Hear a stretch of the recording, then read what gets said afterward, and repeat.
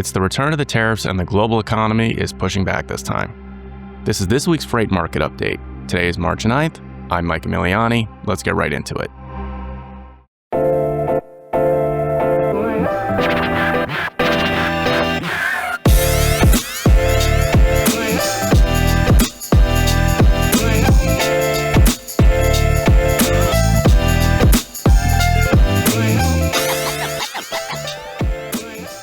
The first full week of March 2026 saw the global economy begin to internalize the cost of the new U.S. Section 122 surcharge, sparking a defense rotation in financial markets as technology and retail giants warned of significant profit losses.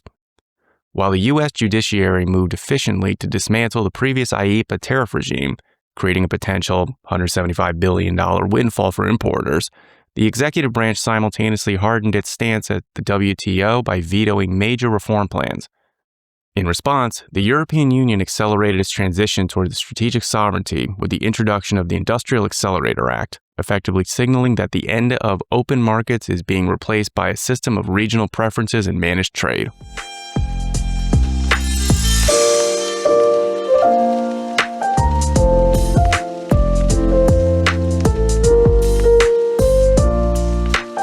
Starting first with this week's ocean, air, and freight markets. Starting first with China to U.S. West Coast.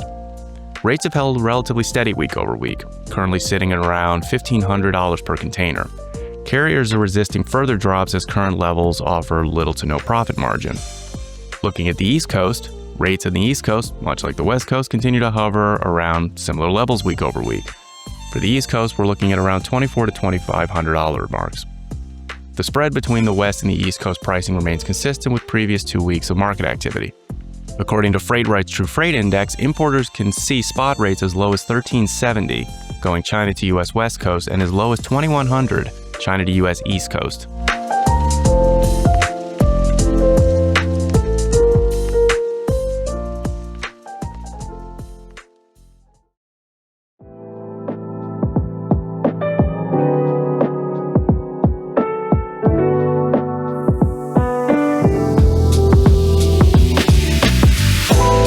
Now looking back at this past week, well, what happened?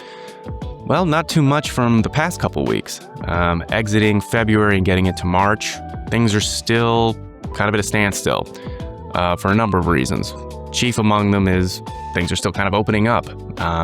So many of the issues that kept the market depressed and kept things relatively status quo week over week still persist. The one difference being this looming GRI that's supposed to be taking place in the third or final week of March. It is widely expected that this GRI is going to be another short-lived one. Much like GRIs that happened throughout November, December, and even January, this one is expected to be a short, perhaps week-long GRI. Prices will come up, then they'll come right back down, and importing activity is expected to resume as we move into April and then into May. Those that are going to be most affected by this GRI are unfortunately going to be the importers that have no choice but to import for one reason or another during this period.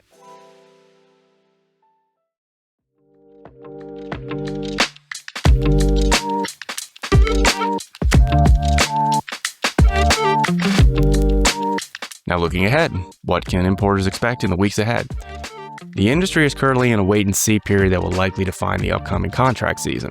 The next 2 to 3 weeks are critical as the first true post-holiday orders will begin to hit the water. Current indicators suggest that rates will remain flat throughout March with the exception of that GRI towards the end of the month. Carriers are expected to keep a close eye on these volumes to inform their strategy for April and May, particularly during contract negotiation season.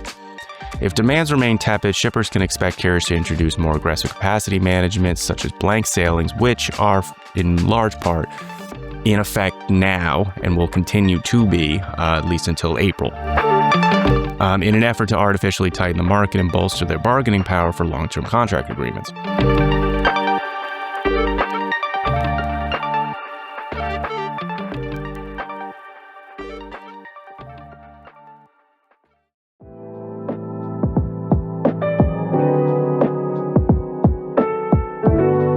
Down in the description of this week's video, you can find links that we really liked reading and that help go into this week's update.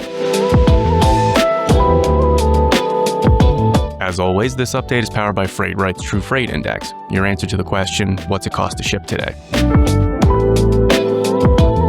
And that's all for this week's update. We'll see you next week.